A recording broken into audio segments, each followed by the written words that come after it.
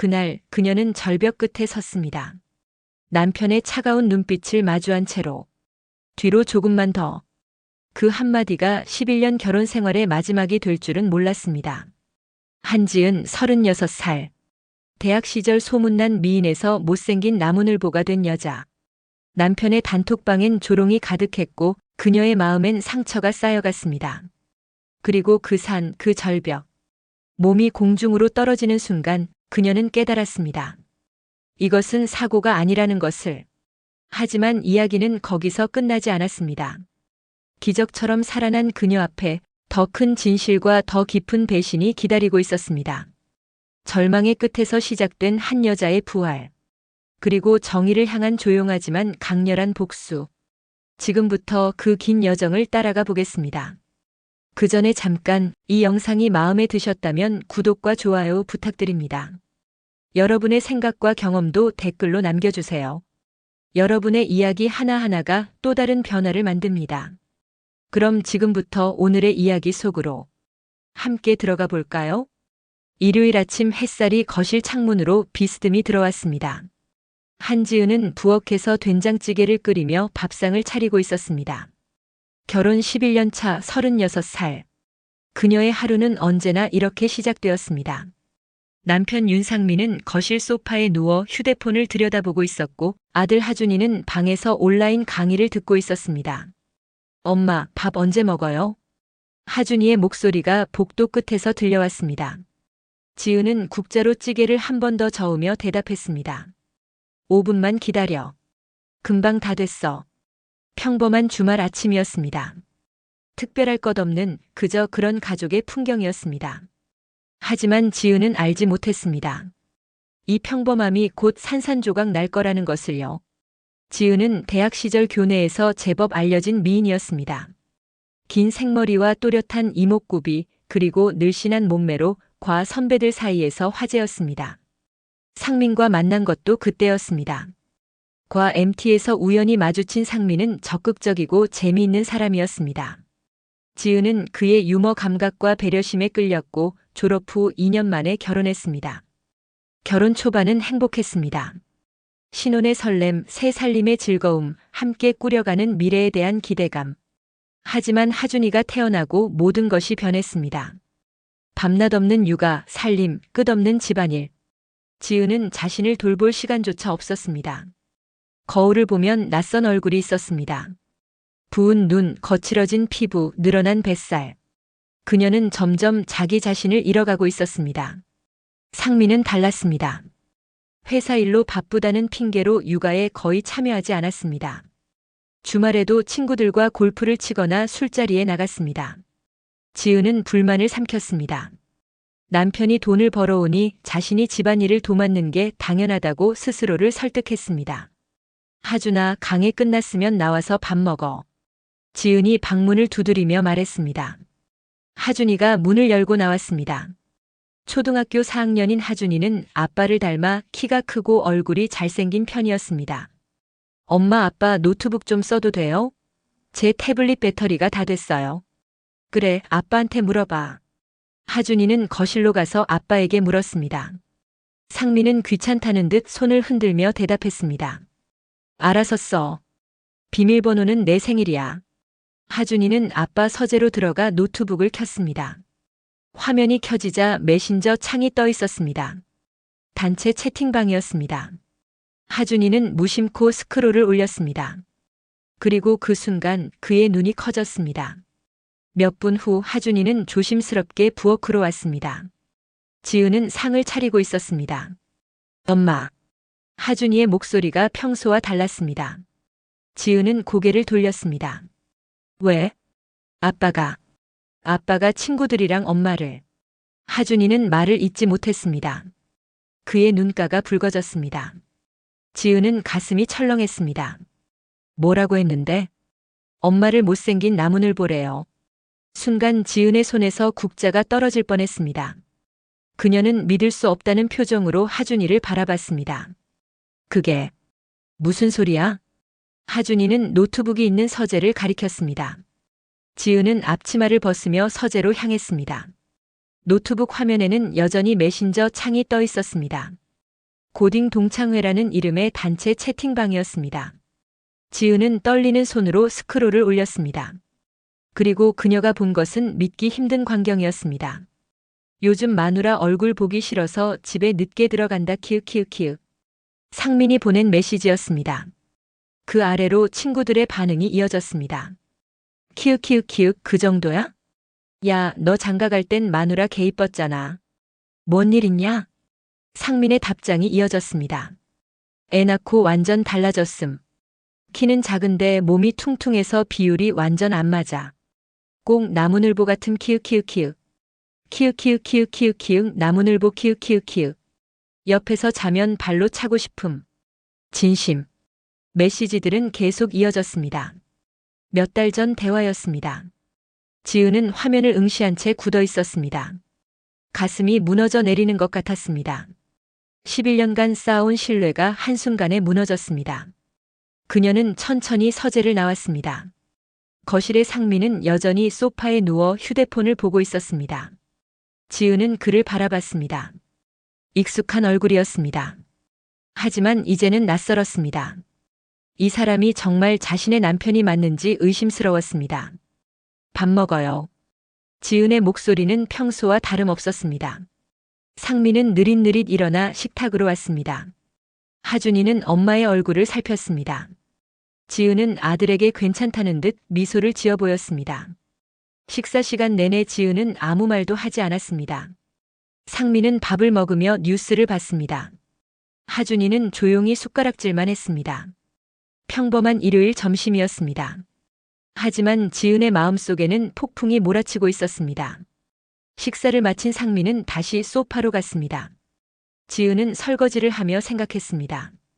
어떻게 해야 할까? 따져 물어야 할까? 아니면 모른 척 해야 할까?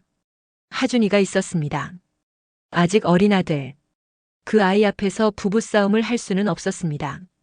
지은은 결심했습니다. 일단 아무 일 없는 척 하기로요. 시간을 두고 생각해 보기로 했습니다. 어쩌면 상민이 변할지도 모른다고 자신을 다시 바라봐 줄지도 모른다고 스스로를 위로했습니다. 하지만 그것은 착각이었습니다. 상민은 변하지 않았습니다. 오히려 더 냉담해졌습니다. 귀가 시간은 더 늦어졌고 주말마다 친구들과 약속을 잡았습니다. 지은과 눈도 제대로 마주치지 않았습니다. 지은은 거울 앞에 섰습니다. 거기에는 지친 여자가 있었습니다. 부은 얼굴, 흐트러진 머리, 늘어진 몸. 그녀는 자신이 정말 나무늘보처럼 보이는지 궁금했습니다. 그리고 문득 깨달았습니다. 자신은 언제부터 이렇게 자신을 잃어버렸을까요? 밤이 깊어갔습니다. 상민은 서재에서 혼자 술을 마시고 있었고 하준이는 잠들었습니다. 지은은 어두운 거실에 혼자 앉아 있었습니다. 창밖으로 도시의 불빛이 보였습니다. 그녀는 생각했습니다. 이대로 살 수는 없다고. 무언가 변해야 한다고요. 지은은 천천히 일어났습니다. 그리고 방으로 들어가 서랍을 열었습니다. 오래된 사진 한 장이 나왔습니다. 대학 시절 찍은 사진이었습니다. 그때의 자신은 웃고 있었습니다. 밝고 당당한 모습이었습니다. 그녀는 사진을 오래 바라봤습니다. 그리고 결심했습니다. 그때의 자신을 되찾기로요. 나무늘보가 아니라 한지은으로 살아가기로 말입니다. 어떻게 해야 할지는 아직 몰랐습니다. 하지만 분명한 것은 이대로는 안 된다는 것이었습니다. 창밖으로 달빛이 비쳤습니다. 고요한 밤이었습니다. 하지만 지은의 마음속에는 무언가 꿈틀거리고 있었습니다. 변화를 향한 열망이 조금씩, 아주 조금씩 싹트고 있었습니다. 윤상민은 회사 11층 복도를 걸으며 앞서가는 여직원의 뒷모습을 바라봤습니다. 박소연이었습니다. 28살 마케팅팀 막내. 긴 생머리가 흔들릴 때마다 은은한 향수 냄새가 났습니다. 상민은 6개월 전 신입사원 환영회에서 그녀를 처음 봤습니다. 그날 이후 그녀가 자꾸 눈에 밟혔습니다. 결혼한 남자였습니다. 아내가 있고 아들이 있었습니다. 하지만 상민은 개의치 않았습니다. 집에 가면 퉁퉁하게 살찐 아내가 있었고 그녀의 모습은 더 이상 여자로 보이지 않았습니다. 상민은 소연에게 먼저 말을 걸기 시작했습니다. 점심 메뉴를 추천하고 커피를 사주고 야근할 때 저녁을 함께 먹자고 제안했습니다. 소연은 처음엔 거절했습니다. 부장님은 가족이 있으시잖아요. 하지만 상민은 포기하지 않았습니다. 요즘 집이 편하지 않아. 이혼을 생각하고 있어. 거짓말이었습니다. 상민은 이혼 같은 건 생각해 본 적도 없었습니다. 그저 소연을 얻고 싶었을 뿐이었습니다. 금요일 오후 상민의 휴대폰에 메시지가 왔습니다. 오빠, 오늘 저녁에 봐요. 상민은 입가에 미소를 지었습니다. 소연이 오빠라고 부르기 시작한 건 한 달 전부터였습니다. 상민은 주차장으로 향했습니다. 차에 올라타 시동을 걸었습니다. 손가락에 결혼 반지를 빼서 글러브 박스에 넣었습니다. 이미 익숙한 동작이었습니다. 저녁 6시 상민은 강남의 레스토랑에서 소연을 만났습니다. 소연은 화사한 원피스를 입고 있었습니다. 상민은 그녀의 손을 잡았습니다. 오늘 예쁜데? 오빠가 좋아할까봐 골랐어요. 소연이 웃었습니다. 상민은 가슴이 뛰었습니다. 이 젊고 아름다운 여자가 자신을 위해 꾸민 것입니다. 집에서는 느낄 수 없는 감정이었습니다. 식사를 하던 중 소연이 물었습니다. 오빠, 요즘 표정이 안 좋아요. 무슨 일 있어요? 상민은 와인 잔을 내려놓았습니다. 집에만 가면 숨이 막혀. 그 사람 얼굴 보기도 싫고. 아직도 같이 사시는 거예요? 소연의 목소리에 불만이 섞여 있었습니다. 상민은 고개를 끄덕였습니다. 애 때문에 어쩔 수 없잖아. 소연은 와인을 한 모금 마셨습니다. 그녀의 눈빛이 차가워졌습니다. 오빠는 왜 그런 사람한테 매여 있어요? 그 여자는 이미 끝난 여자잖아요. 그래도 이혼하신다면서요? 거짓말이었어요? 소연의 목소리가 날카로워졌습니다. 상민은 당황했습니다. 소연의 기분을 맞춰야 했습니다. 아니야. 진심이야. 근데 절차가 복잡하잖아. 복잡한 게 아니라 오빠가 결단을 못 내리는 거죠. 소연은 냅킨을 내려놓으며 말했습니다. 상민은 그녀의 손을 다시 잡았습니다. 조금만 기다려줘. 내가 해결할게. 소연은 상민의 눈을 들여다봤습니다. 그리고 천천히 미소를 지었습니다. 전 오빠 같은 사람이 그런데 묶여 있는 게 안타까워요.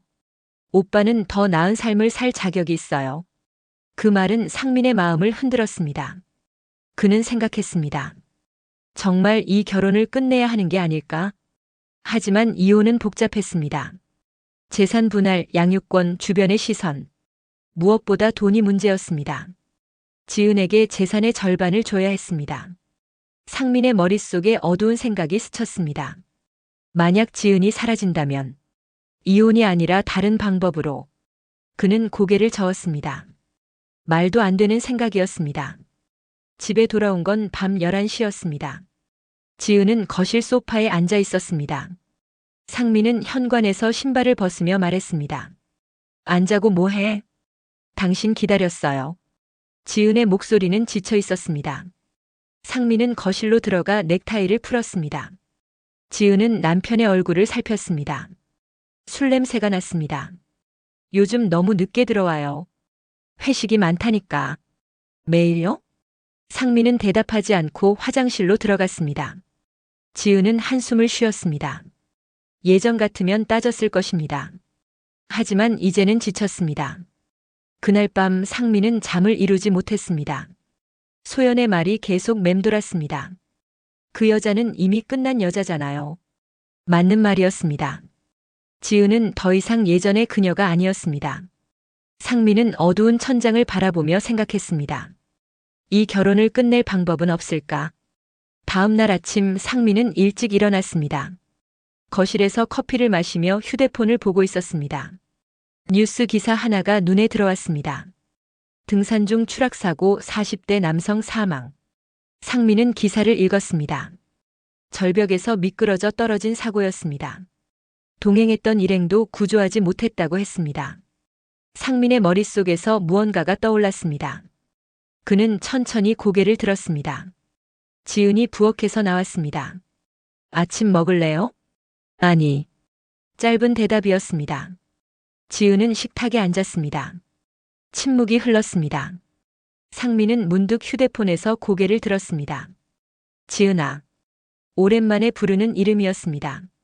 지은은 고개를 들었습니다. 요즘 너 많이 힘들지? 예상치 못한 말이었습니다.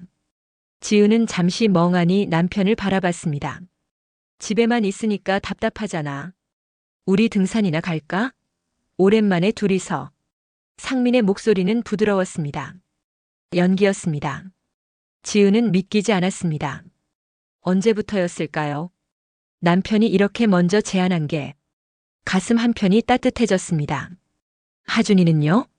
엄마한테 맡기고 우리 둘만 좀 시간 가져보자. 지은은 고개를 끄덕였습니다. 상민은 다시 휴대폰을 들여다봤습니다. 그의 입가에 미소가 스쳤습니다. 계획이 서기 시작했습니다.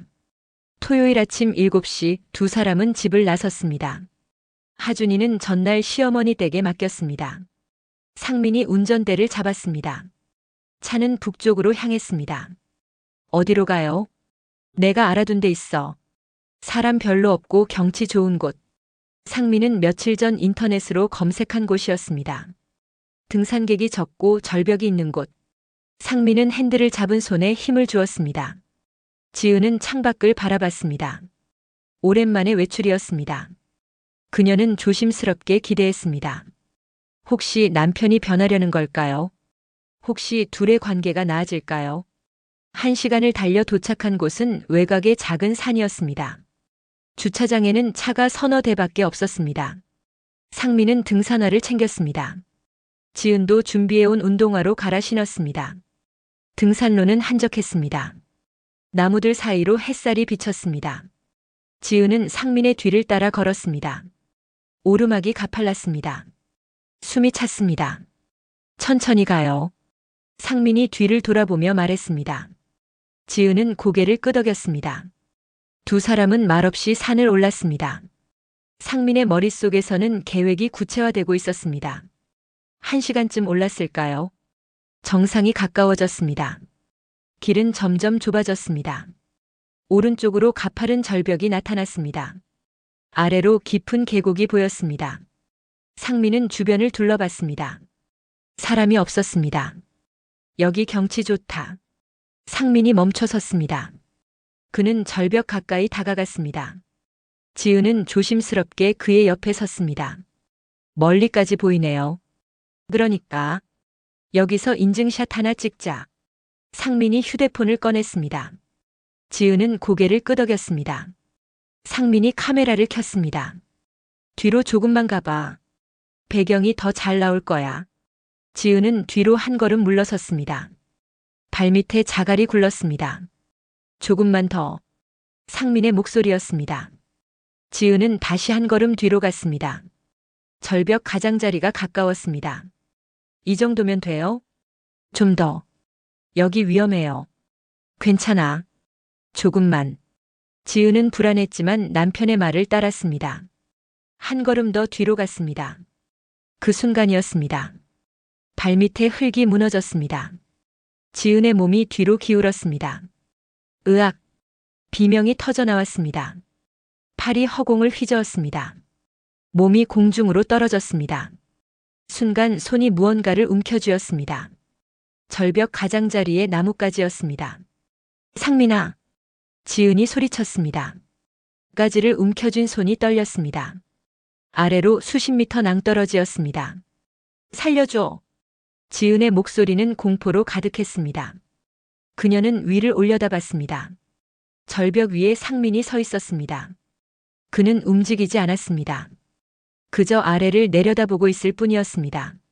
상민아 제발. 가지가 삐걱거렸습니다. 손에서 힘이 빠져나갔습니다. 상민은 천천히 한 발 앞으로 나왔습니다. 절벽 가장자리에 섰습니다. 둘의 시선이 마주쳤습니다. 지은은 남편의 눈을 봤습니다. 그 눈에는 아무것도 없었습니다. 두려움도 놀라움도 안타까움도. 그저 텅 빈 눈빛이었습니다. 시간이 멈춘 것 같았습니다. 상민의 입가에 미소가 번졌습니다. 그는 고개를 끄덕였습니다. 마치 무언가를 확인한 사람처럼요. 그리고 천천히 몸을 돌렸습니다. 상민아. 지은의 절규가 산에 울려 퍼졌습니다. 하지만 상민은 돌아보지 않았습니다. 그는 조용히 등산로를 따라 내려가기 시작했습니다. 발걸음은 느긋했습니다. 뒤에서 들리는 아내의 목소리는 점점 작아졌습니다. 절벽 아래 지은은 혼자 남았습니다. 나뭇가지를 붙잡은 손이 점점 미끄러졌습니다. 손톱 밑으로 피가 배어났습니다. 도와주세요. 누구 없어요. 목청이 터져라 소리쳤습니다. 하지만 대답은 없었습니다. 가지가 조금씩 부러지는 소리가 들렸습니다. 그때였습니다. 손에서 힘이 완전히 빠졌습니다. 나뭇가지가 부러졌습니다. 으아! 지은의 몸이 아래로 떨어졌습니다. 바위와 나무들이 빠르게 다가왔습니다. 그녀는 눈을 감았습니다. 하준이의 얼굴이 스쳤습니다. 쿵! 몸이 나무가지에 부딪혔습니다. 다시 떨어졌습니다. 덤불이 몸을 받아냈습니다. 가시가 온몸을 찔렀습니다. 마지막으로 땅에 닿았습니다. 지은은 의식을 잃었습니다. 상민은 주차장에 도착해 차에 올라탔습니다. 시동을 걸고 백미러를 보며 머리를 쓸어 넘겼습니다. 휴대폰을 꺼내 문자를 보냈습니다. 끝났어. 이제 자유야. 박소연에게 보낸 메시지였습니다. 상민은 미소를 지으며 차를 몰았습니다. 라디오에서 경쾌한 음악이 흘러나왔습니다. 그는 가볍게 핸들을 두드리며 노래를 흥얼거렸습니다. 그는 몰랐습니다. 절벽 아래에서 누군가 지은을 발견했다는 것을, 그리고 그 순간 자신의 인생이 돌이킬 수 없는 방향으로 흘러가기 시작했다는 것을요. 어둠 속에서 지은은 소리를 들었습니다. 여기 사람 있어요. 낯선 남자의 목소리였습니다. 멀게 들렸습니다. 지은은 눈을 뜨려 했지만 눈꺼풀이 무거웠습니다. 온몸이 아팠습니다. 숨을 쉴 때마다 갈비뼈가 찔렸습니다. 의식이 없습니다. 빨리 119에 연락해요. 발소리가 가까워졌습니다. 누군가 그녀의 목에 손을 댔습니다. 맥박을 확인하는 것 같았습니다. 괜찮습니다. 살아있어요. 그 목소리는 침착했습니다. 지은의 몸 위로 담요가 덮였습니다. 따뜻했습니다. 그녀는 다시 의식을 잃었습니다. 병원에서 눈을 떴을 때는 이틀 뒤였습니다. 천장이 하얗게 보였습니다. 소독약 냄새가 났습니다. 지은은 고개를 돌렸습니다. 침대 옆에 낯선 남자가 앉아 있었습니다. 40대 초반으로 보이는 남자였습니다. 단정한 셔츠 차림이었습니다. 깨어나셨군요. 남자가 말했습니다. 지은은 목소리를 내려 했지만 입술만 떨렸습니다. 남자가 물컵을 들어 지은의 입가에 댔습니다. 천천히 드세요. 지은은 물을 조금 마셨습니다. 목이 타들어갔습니다. 누구세요? 정희준입니다. 제가 당신을 발견했습니다. 지은은 희미하게 기억을 더듬었습니다. 절벽, 떨어지는 몸, 상민의 차가운 눈빛, 그리고 어둠. 지은의 눈에서 눈물이 흘렀습니다. 울지 마세요. 이제 안전합니다. 이준의 목소리는 부드러웠습니다. 지은은 고개를 저었습니다. 제 남편은요? 남편분이요? 이준이 되물었습니다. 지은은 입술을 깨물었습니다. 어떻게 말해야 할까요? 남편이 자신을 버렸다고. 아니, 죽이려 했다고. 연락이 안 되나요? 지은이 물었습니다. 이준은 잠시 망설이다 대답했습니다. 경찰에 실종 신고가 들어왔습니다. 남편분이 하셨더군요. 당신이 등산 중 사라졌다고. 지은은 숨이 막혔습니다. 상민이 실종 신고를 했다니. 마치 자신이 혼자 조난당한 것처럼 꾸민 것입니다. 저를 찾으러 오지 않았나요? 구조대가 출동했지만 당신을 찾지 못했습니다. 제가 우연히 다른 등산로를 지나다가 발견했습니다. 이준은 말을 이었습니다. 당신이 떨어진 곳은 일반 등산로에서 꽤 떨어진 곳이었습니다. 구조대가 찾기 힘든 위치였죠. 지은은 눈을 감았습니다. 상민이 의도한 것이었습니다. 사람들이 찾기 힘든 곳, 자신이 죽어도 시신조차 발견되지 않을 곳. 남편분께 연락드릴까요? 이준의 질문에 지은은 고개를 저었습니다. 아니요. 아직은요. 왜요? 지은은 대답하지 않았습니다. 어떻게 설명할 수 있을까요? 이주는 더 묻지 않았습니다. 그는 그저 조용히 지은을 바라봤습니다. 일주일이 지났습니다. 지은의 상태는 조금씩 나아졌습니다. 갈비뼈 3대가 부러졌고 왼쪽 다리에 골절상을 입었습니다. 온몸에 멍과 찰과상이 있었습니다. 의사는 기적이라고 말했습니다. 보통은 그 높이에서 떨어지면 살아남기 힘듭니다. 운이 좋으셨어요. 하지만 지은은 운이 좋다고 생각하지 않았습니다. 그녀는 매일 밤 악몽을 꿨습니다. 절벽 가장자리에 선 상민. 그의 차가운 눈빛. 그리고 등을 돌리는 뒷모습. 이주는 매일 병원을 찾았습니다. 치료비는 모두 그가 부담했습니다. 지은은 처음엔 거절했습니다. 제가 어떻게 갚아야 할지. 갚을 필요 없습니다. 그냥 제가 하고 싶어서 하는 겁니다. 이준의 말투는 담담했습니다. 지은은 이해할 수 없었습니다. 왜 낯선 사람을 이렇게까지 도와주는 걸까요? 왜 그러시는 거예요? 지은이 물었습니다. 이준은 창밖을 바라보며 대답했습니다. 제 동생이 있었습니다. 교통사고로 죽었습니다. 아무도 도와주지 않았습니다. 그냥 지나쳤죠. 침묵이 흘렀습니다. 이준은 다시 지은을 바라봤습니다. 당신은 죽을 운명이 아니었습니다. 다시 살아야죠. 그 말에 지은의 가슴이 뜨거워졌습니다. 눈물이 났습니다. 이준은 휴지를 건네며 말했습니다. 울어도 됩니다. 많이 힘들었을 테니까요. 지은은 소리내어 울었습니다. 오랜만이었습니다. 누군가 앞에서 이렇게 우는 게. 한 달이 지났습니다. 지은은 휠체어를 타고 재활치료실로 갔습니다. 물리치료사가 다리 운동을 도왔습니다. 아팠습니다. 하지만 지은은 이를 악물었습니다. 힘들면 쉬어가도 됩니다. 물리치료사가 말했습니다. 지은은 고개를 저었습니다. 괜찮아요. 계속할게요. 병실로 돌아왔을 때 이준이 와 있었습니다. 그는 과일 바구니를 들고 있었습니다. 재활 어때요? 아프지만 견딜만해요. 지은이 대답했습니다. 이준은 의자에 앉으며 말했습니다. 경찰이 수사를 종결했습니다. 조난사고로 결론났습니다. 지은은 아무 말도 하지 않았습니다. 이준은 조심스럽게 물었습니다. 정말 사고였나요?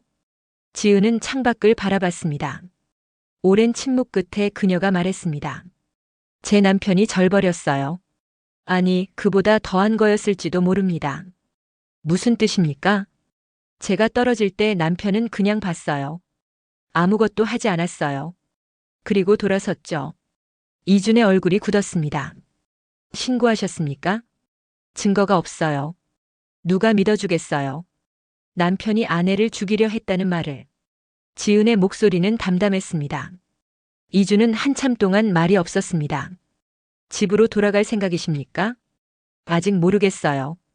지은은 솔직하게 대답했습니다. 하준이가 있었습니다. 아들을 버리고 떠날 수는 없었습니다. 하지만 상민과 같은 공간에 있을 자신도 없었습니다. 2달째 지은은 목발을 짚고 걸을 수 있게 되었습니다. 재활은 고통스러웠지만 그녀는 하루도 거르지 않았습니다. 운동, 물리치료, 식단 조절. 모든 것을 철저히 따랐습니다. 이준은 여전히 매일 찾아왔습니다. 그는 지은의 변화를 지켜봤습니다. 처음 병원에 왔을 때와 달리 지은의 얼굴에 생기가 돌았습니다. 많이 좋아지셨네요. 이준이 말했습니다. 지은은 고개를 끄덕였습니다. 살아야겠다고 생각했어요. 이대로 무너질 순 없다고요. 잘하셨습니다. 이준은 미소를 지었습니다. 지은도 따라 웃었습니다. 오랜만에 짓는 진짜 웃음이었습니다. 3달째 지은은 퇴원했습니다. 하지만 집으로 돌아가지 않았습니다. 이준이 마련해준 작은 원룸이었습니다. 일단 여기서 지내세요. 천천히 생각하시면 됩니다. 이준의 배려였습니다. 지은은 감사했습니다. 원룸 창문으로 도시의 불빛이 보였습니다. 낯선 곳이었지만 편안했습니다. 지은은 매일 헬스장에 갔습니다. 재활 운동을 계속했습니다. 트레이너가 식단을 관리해 주었습니다. 지은의 몸은 점점 달라졌습니다. 살이 빠지고 근육이 생겼습니다. 거울을 보면 낯선 사람이 있었습니다. 하지만 싫지 않았습니다. 어느 날 저녁 이준이 원룸을 찾아왔습니다. 그는 지은을 보고 놀란 표정을 지었습니다. 완전히 다른 사람 같습니다. 그렇게 보여요? 지은이 물었습니다. 이준은 고개를 끄덕였습니다. 처음 봤을 때보다 훨씬 건강해 보이십니다. 아니, 건강함을 넘어서 강해 보입니다. 지은은 미소를 지었습니다. 이준의 말이 맞았습니다. 그녀는 강해지고 있었습니다. 이젠 당신이 이기고 있는 겁니다. 이준이 말했습니다. 지은은 그 말의 의미를 알았습니다. 절벽 아래로 떨어뜨리려 했던 사람들, 자신을 나무늘보라고 부르던 사람들, 그들이 아니라 자신이 이기고 있는 것입니다. 고맙습니다. 지은이 말했습니다. 이준은 고개를 저었습니다. 제가 한 건 없습니다. 모두 당신이 한 겁니다. 그날 밤 지은은 오랜만에 하준이를 떠올렸습니다. 아들은 어떻게 지내고 있을까요? 엄마를 찾고 있을까요? 아니면 이미 잊었을까요? 가슴이 아팠습니다. 휴대폰을 꺼냈습니다. 상민에게서 수십 통의 부재중 전화가 와 있었습니다. 문자도 가득했습니다. 어디 있어? 연락해. 하준이가 너를 찾는다. 지은은 휴대폰을 내려놨습니다.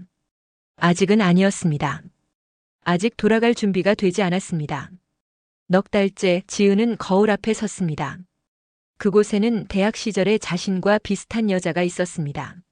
아니, 그때보다 더 단단한 여자였습니다. 지은은 자신의 얼굴을 오래 바라봤습니다. 이준의 말이 떠올랐습니다. 당신은 죽을 운명이 아니었습니다. 다시 살아야죠. 지은은 깨달았습니다. 자신은 누군가의 아내로 살아왔다는 것을, 누군가의 엄마로만 존재했다는 것을. 하지만 이제는 달라야 했습니다. 한지은으로 살아야 했습니다. 휴대폰을 들었습니다. 이준에게 전화를 걸었습니다. 여보세요. 이준 씨, 저 일하고 싶어요. 일이요? 네. 제가 할 수 있는 일이 있을까요? 이준은 잠시 침묵했습니다. 그리고 말했습니다. 제 회사에 자리가 있습니다. 관심 있으시면 한번 와보시겠습니까? 지은은 망설이지 않았습니다. 네. 가겠습니다. 전화를 끊고 지은은 창밖을 바라봤습니다. 해가 지고 있었습니다. 하지만 그녀의 마음속에는 새로운 아침이 밝아오고 있었습니다. 절벽 아래에서 죽었던 한지은. 그녀는 이제 다시 태어났습니다. 지은은 출근 첫날 이준의 회사 앞에 섰습니다. 30층짜리 유리 건물이었습니다. 그녀는 깊게 숨을 들이마셨습니다. 검은색 정장 차림이었습니다. 머리는 단정하게 올렸습니다. 거울로 본 자신은 낯설었지만 자신감이 있었습니다. 로비를 지나 엘리베이터를 탔습니다. 15층 경영지원팀. 이준이 마련해준 자리였습니다. 처음엔 단순한 행정 업무였습니다. 서류 정리, 회의록 작성, 일정 관리. 지은은 묵묵히 일했습니다. 실수하지 않으려 노력했습니다. 야근도 마다하지 않았습니다. 한 달이 지났습니다. 팀장이 지은을 불렀습니다. 한 대리, 이번 프로젝트 보고서 정말 잘 봤어요. 꼼꼼하고 정확하더군요. 감사합니다. 지은은 고개를 숙였습니다. 팀장은 미소를 지었습니다. 대학 때 경영학 전공하셨죠? 실무 감각이 있으세요. 지은은 대학 졸업 후 결혼하면서 커리어를 포기했었습니다. 10년이 넘는 공백이었습니다. 하지만 다시 시작할 수 있었습니다. 2달째 지은은 재무팀과 협업하는 프로젝트에 투입되었습니다. 중소기업 인수합병 실사였습니다. 지은은 회계 자료를 분석하고 리스크를 평가했습니다. 밤늦게까지 숫자와 씨름했습니다. 석 달째 이준이 지은을 불렀습니다. 그의 사무실은 꼭대기층에 있었습니다. 앉으세요. 이준이 말했습니다. 지은은 소파에 앉았습니다. 이준은 서류 몇 장을 건넸습니다. 이번에 인수하는 회사 목록입니다. 한번 보시겠습니까? 지은은 서류를 받아들었습니다. 몇 개의 회사 이름이 적혀 있었습니다. 그녀의 눈이 한 곳에 멈췄습니다. 대성테크. 상민의 회사였습니다. 이 회사. 지은의 목소리가 떨렸습니다. 이주는 그녀를 조용히 바라봤습니다. 알고 계셨습니까? 아니요. 몰랐습니다. 지은은 서류를 내려놨습니다. 손이 떨렸습니다. 이주는 물을 따라 건넸습니다. 우연입니다. 저도 방금 알았습니다. 지은은 물을 마셨습니다. 머릿속이 복잡했습니다. 상민의 회사. 이준이 인수한다고 했습니다. 인수가 확정된 건가요? 실사가 끝나면 결정됩니다. 이준이 대답했습니다. 그는 잠시 망설이다 물었습니다. 괜찮으시겠습니까? 힘들면 다른 팀원에게. 아니요. 지은이 끊었습니다.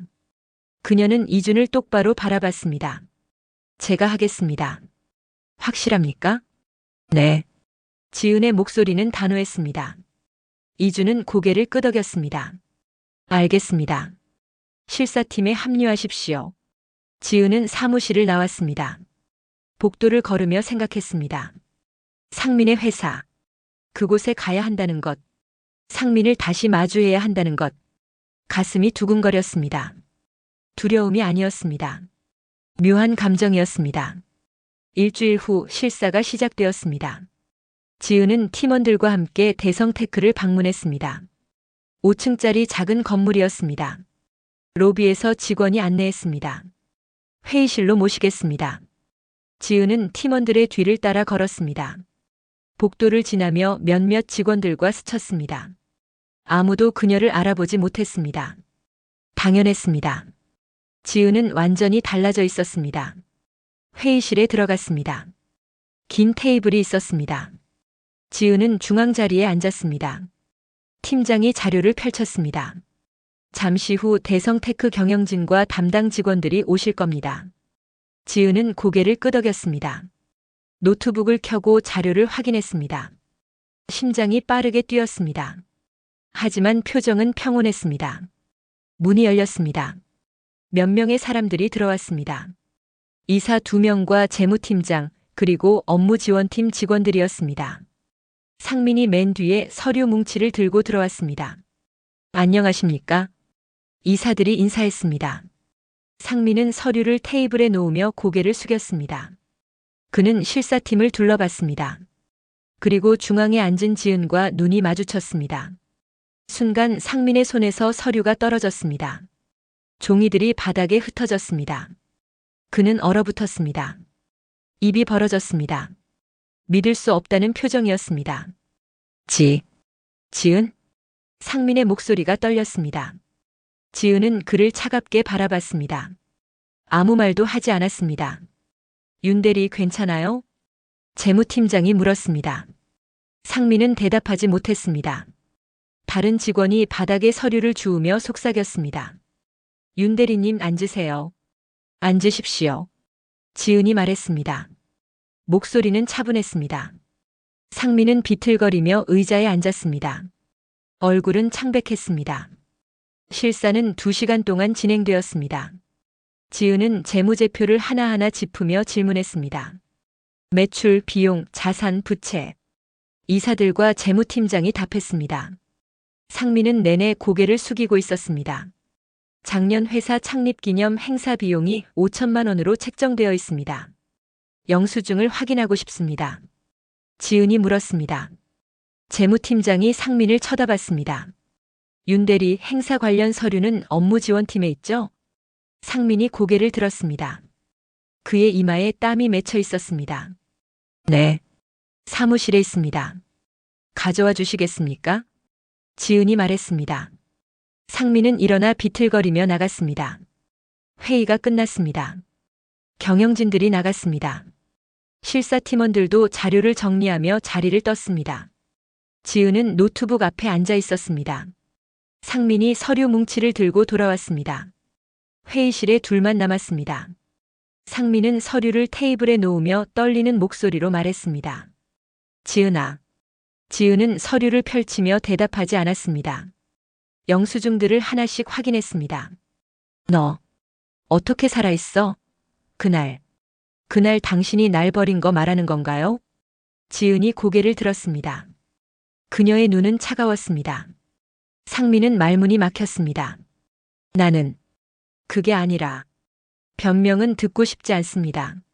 지은이 영수증을 다시 들여다봤습니다. 금액이 맞지 않았습니다. 행사업체 계약서의 금액과 영수증 금액이 달랐습니다. 이 영수증들 조작한 거죠? 지은이 물었습니다. 상민의 얼굴이 하얗게 변했습니다. 무슨 소리야? 회사 행사를 주관하면서 비용을 부풀려 보고하고 차액을 빼돌린 거 아닙니까? 지은은 다른 서류들도 펼쳤습니다. 송년회, 워크숍, 체육대회. 모든 행사에서 금액 차이가 있었습니다. 지은아, 제발. 상민이 다가왔습니다. 지은은 자리에서 일어났습니다. 손대지 마세요. 지은의 목소리는 얼음처럼 차가웠습니다. 상민은 그 자리에 멈춰 섰습니다. 이 서류들 모두 복사하겠습니다. 추가 조사가 필요하니 협조해 주시기 바랍니다. 지은은 서류를 가방에 넣으며 문으로 향했습니다. 지은아. 상민이 외쳤습니다.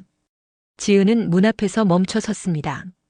뒤를 돌아보지 않고 말했습니다. 다음 주에 다시 오겠습니다. 3년치 행사 관련 모든 서류를 준비해 주세요. 그리고 문을 나갔습니다. 상민은 텅 빈 회의실에 혼자 남았습니다. 그는 의자에 주저앉았습니다. 손이 떨렸습니다. 한 달 후 인수가 확정되었습니다. 이준의 회사가 대성테크를 완전히 인수했습니다. 구조조정이 시작되었습니다. 지은은 새로 편입된 대성테크의 사내이사로 임명되었습니다. 출근 첫날 지은은 대성테크 사장실 앞에 섰습니다. 이제 이곳은 그녀의 사무실이었습니다. 문을 열고 들어갔습니다. 넓은 공간이었습니다. 창밖으로 도시가 보였습니다. 오전 10시 전 직원 회의가 소집되었습니다. 지은은 회의실에 들어갔습니다.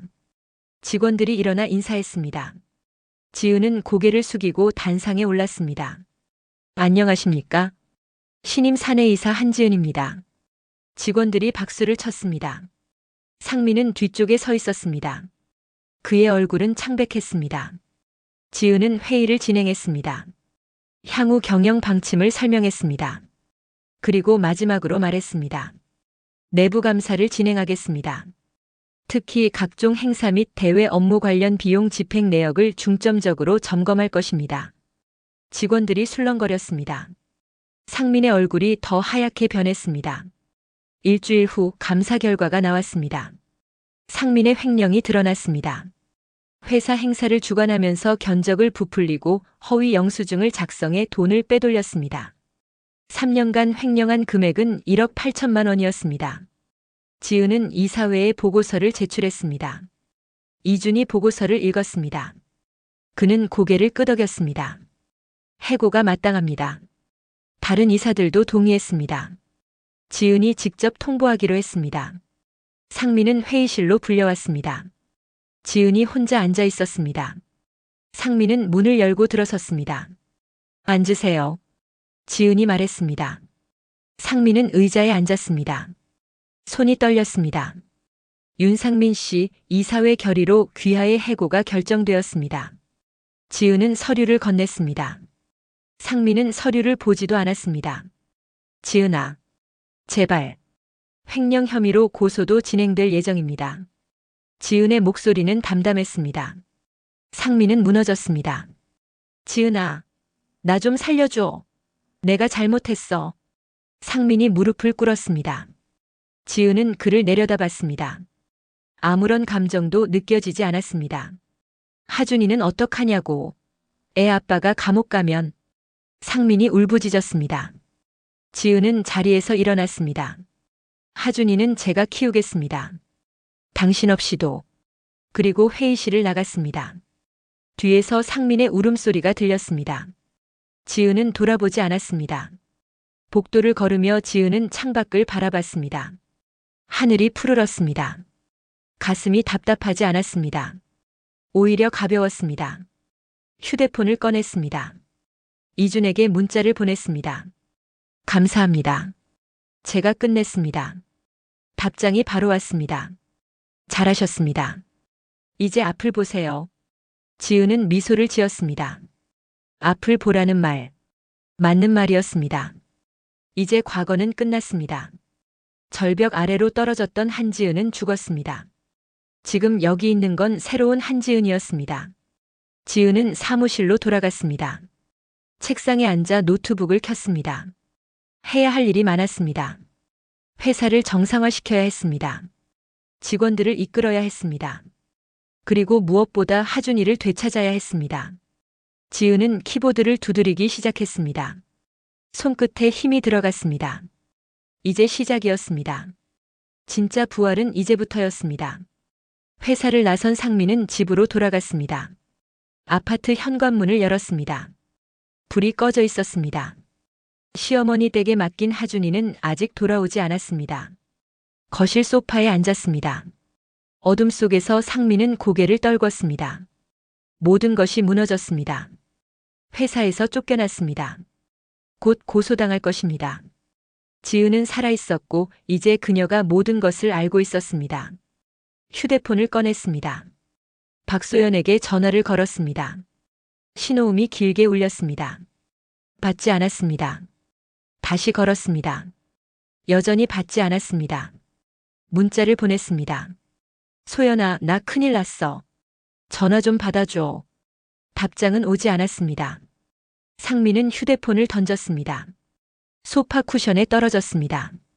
다음 날 아침 상민은 지은에게 전화를 걸었습니다. 지은이 받았습니다. 무슨 일이세요? 지은의 목소리는 차가웠습니다. 상민은 떨리는 목소리로 말했습니다. 지은아, 우리 한번 만나자. 제발. 만날 이유가 없습니다. 하준이 때문에라도. 제발 한 번만. 침묵이 흘렀습니다. 지은이 대답했습니다. 오후 2시. 한강공원 벤치에서 만나겠습니다. 전화가 끊어졌습니다. 상민은 고개를 숙였습니다. 오후 2시 한강공원이었습니다. 지은은 벤치에 앉아 있었습니다. 단정한 코트 차림이었습니다. 상민은 천천히 다가갔습니다. 그의 얼굴은 수척했습니다. 앉으세요. 지은이 말했습니다. 상민은 벤치에 앉았습니다.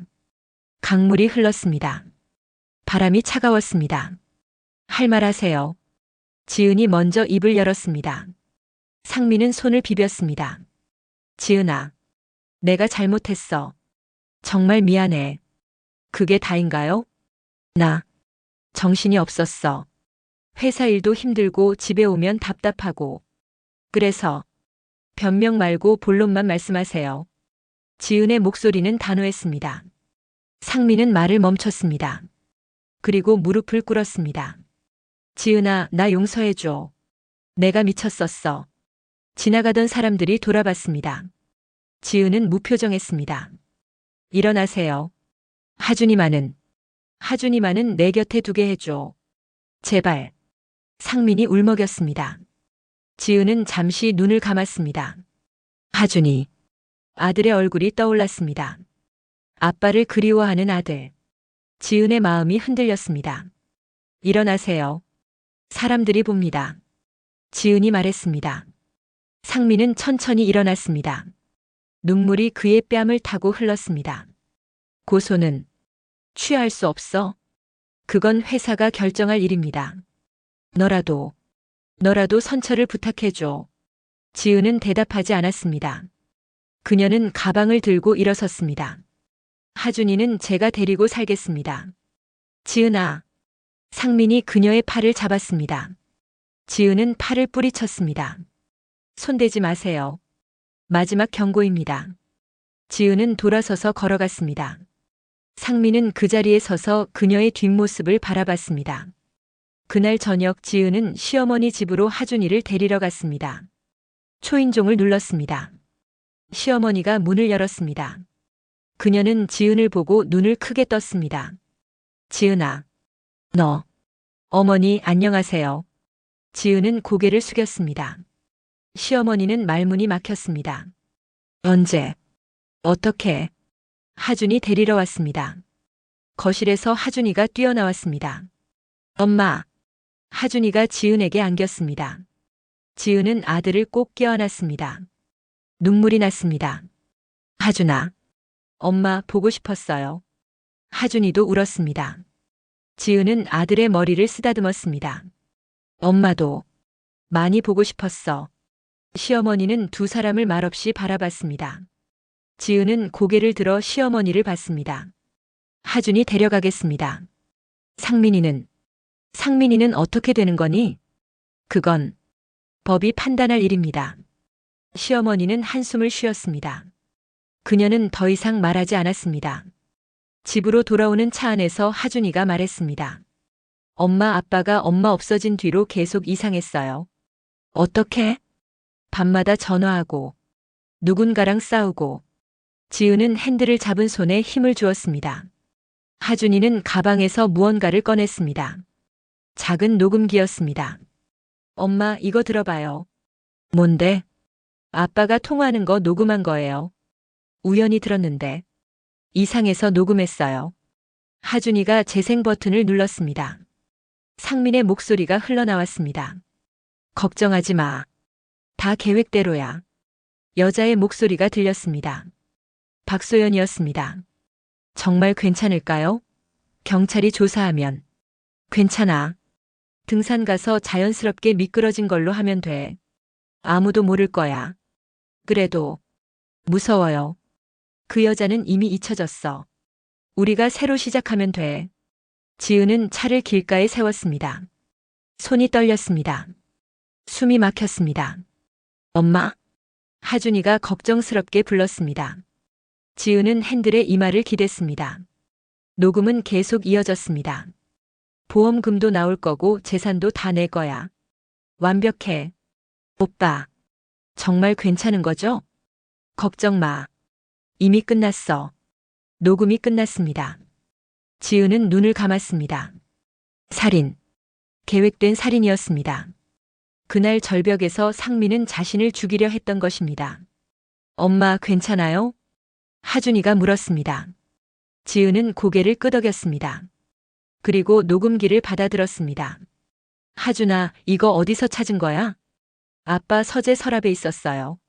할머니 집 갈 때 가져왔어요. 지은은 녹음기를 꼭 쥐었습니다. 증거였습니다. 명확한 증거였습니다. 다음 날 지은은 경찰서를 찾았습니다. 녹음 파일을 제출했습니다. 형사가 파일을 들었습니다. 이게 진짜입니까? 네. 제 아들이 녹음한 겁니다. 형사는 고개를 끄덕였습니다. 조사가 시작되었습니다. 상민의 통화 기록, 박소연과의 관계, 그날 등산 경로. 모든 것이 드러났습니다. 일주일 후 상민은 구속되었습니다. 살인 미수와 횡령 혐의였습니다. 박소연도 방조 혐의로 조사받았습니다. 한 달 후 지은은 구치소를 찾았습니다. 면회실에 앉아 유리창 너머를 바라봤습니다. 상민이 들어왔습니다. 그는 수의를 입고 있었습니다. 얼굴은 더 수척해졌습니다. 전화기를 들었습니다. 상민도 전화기를 들었습니다. 지은아. 상민의 목소리는 떨렸습니다. 지은은 그를 조용히 바라봤습니다. 미안해. 정말 미안해. 상민이 울었습니다. 눈물이 그의 뺨을 타고 흘렀습니다. 용서해줘. 내가 미쳤었어. 제발. 지은은 아무 말도 하지 않았습니다. 상민은 계속 울었습니다. 하준이라도 한 번만 보게 해줘. 지은은 천천히 입을 열었습니다. 나를 밀어버리던 그 절벽 밑에서 나는 다시 태어났어요. 상민이 고개를 들었습니다. 지은의 목소리는 차분했습니다. 당신은 그때 이미 끝났습니다. 지은아. 더 이상 할 말 없습니다. 지은은 전화기를 내려놓았습니다. 일어나서 돌아섰습니다. 뒤에서 상민의 목소리가 들렸습니다. 하지만 지은은 돌아보지 않았습니다. 면회실을 나왔습니다. 복도를 걸으며 지은은 창밖을 바라봤습니다. 햇살이 비쳤습니다. 따뜻했습니다. 몇 달이 흘렀습니다. 재판이 열렸습니다. 상민은 살인미수로 징역 8년, 횡령으로 징역 3년을 선고받았습니다. 박소연은 방조 혐의로 집행유예를 받았습니다. 지은은 재판정에 앉아 판결문을 들었습니다. 상민은 고개를 숙이고 있었습니다. 판사가 선고를 마쳤습니다. 법정이 정숙해졌습니다. 지은은 자리에서 일어났습니다. 법정을 나왔습니다. 복도에서 이준이 기다리고 있었습니다. 수고하셨습니다. 이준이 말했습니다. 지은은 미소를 지었습니다. 아니에요. 이제 정말 끝났네요. 이제 앞을 보시면 됩니다. 지은은 고개를 끄덕였습니다. 두 사람은 법원을 나왔습니다. 계단을 내려가며 지은은 하늘을 올려다봤습니다. 구름 한 점 없이 맑았습니다. 학교 앞에서 하준이를 기다렸습니다. 수업이 끝나고 하준이가 뛰어나왔습니다. 엄마, 오늘 학교 어땠어? 좋았어요. 친구들이랑 축구했어요. 하준이가 웃었습니다. 지은은 아들의 손을 잡았습니다. 따뜻했습니다. 하준아, 저녁 뭐 먹고 싶어? 엄마가 해주는 거 다 좋아요. 그럼 엄마가 옛날에 자주 해주던 된장찌개 해줄까? 좋아요. 두 사람은 손을 잡고 걸었습니다. 저녁 해가 기울고 있었습니다. 길 옆 은행나무에서 노란 잎이 떨어졌습니다. 집에 돌아와 지은은 부엌에 섰습니다. 냉장고를 열고 재료를 꺼냈습니다. 된장, 두부, 애호박, 감자. 익숙한 재료들이었습니다. 냄비에 물을 끓이며 지은은 창밖을 바라봤습니다. 저 멀리 산이 보였습니다. 그날의 산, 절벽, 떨어지던 순간 모든 것이 떠올랐습니다. 하지만 이제 두렵지 않았습니다. 그날 절벽 아래에서 한지은은 죽었습니다. 그리고 새로운 한지은이 태어났습니다. 더 강하고 더 단단한 사람으로. 엄마, 나 씻고 올게요. 하준이가 방에서 소리쳤습니다. 지은은 미소를 지었습니다. 그래, 천천히 씻어. 된장찌개가 보글보글 끓었습니다. 구수한 냄새가 집안을 가득 채웠습니다. 지은은 밥을 퍼고 반찬을 차렸습니다. 평범한 저녁상이었습니다. 하지만 이제는 이 평범함이 소중했습니다. 하준이가 식탁에 앉았습니다. 지은도 마주 앉았습니다. 두 사람은 밥을 먹었습니다. 조용한 저녁이었습니다. 엄마. 하준이가 불렀습니다. 지은은 고개를 들었습니다. 왜? 엄마 요즘 많이 웃어요. 그래? 네. 예쁘세요. 지은은 아들의 머리를 쓰다듬었습니다. 하준이가 웃었습니다. 엄마도 하준이 덕분에 행복해. 나도 엄마 덕분에 행복해요. 두 사람은 다시 밥을 먹었습니다. 창밖으로 별이 떠올랐습니다. 밤이 깊어갔습니다. 하준이는 잠들었습니다. 지은은 거실에 혼자 앉아 있었습니다. 테이블 위에 사진 한 장이 놓여 있었습니다. 대학 시절 사진이었습니다. 밝게 웃고 있는 자신의 모습. 지은은 사진을 오래 바라봤습니다. 그리고 서랍에 넣었습니다. 이제 과거를 붙잡고 있을 필요가 없었습니다. 휴대폰을 켰습니다. 이준에게서 문자가 와 있었습니다. 내일 회의 있습니다. 새 프로젝트 시작합니다. 지은은 답장을 보냈습니다. 알겠습니다. 열심히 하겠습니다.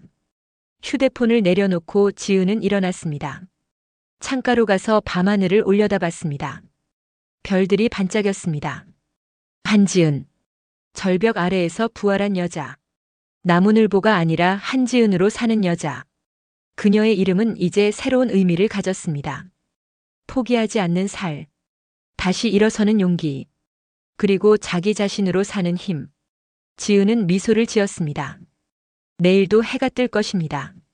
그리고 그녀는 다시 걸어갈 것입니다. 자신의 길을. 당당하게. 밤은 깊었지만 지은의 마음은 밝았습니다. 새로운 아침이 기다리고 있었습니다. 영상이 마음에 드셨다면 구독과 좋아요 부탁드립니다. 그리고 여러분의 이야기를 댓글로 들려주세요.